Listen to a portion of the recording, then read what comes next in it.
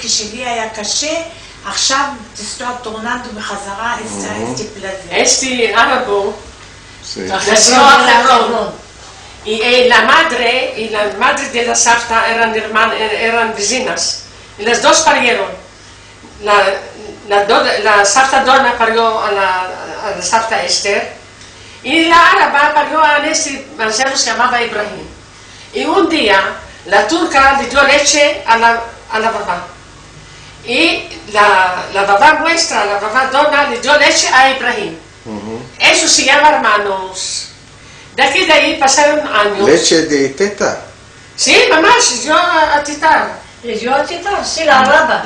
La araba le dio a la babá nuestra a titar un día y la madre de la babá nuestra le dio al árabe, a Ibrahim a beber.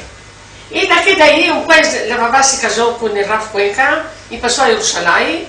Y aquí estaba el tiempo muy negro, pasaron unos cuantos años, ya tenía familia, ya tenía 3, 4 hijos, y aquí, pues, eso fue en Shlichut, se fue a Bagdad, se fue a Cairo, a traer palabras de la gente, quedó ahí, cerraron los caminos, empezó la guerra. Y mi papá ya vendió, no sabía cuál, no había cuál comer. Un día tomó una samara, el samara era un palto. Samara.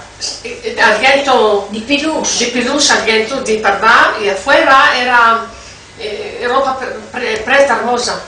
Dijo, ahora es invierno, voy a vender esta ropa, este palto, y Dios es grande cuando va a venir el invierno. Ella está parada a la puerta de la ciudad para venderlo. Que Ibrahim la vio. Dijo, ya, Uchti, ¿cuál estás haciendo aquí, mi hermana? Dijo, no te avergüenzas, tienes un hermano. Así lo estás haciendo.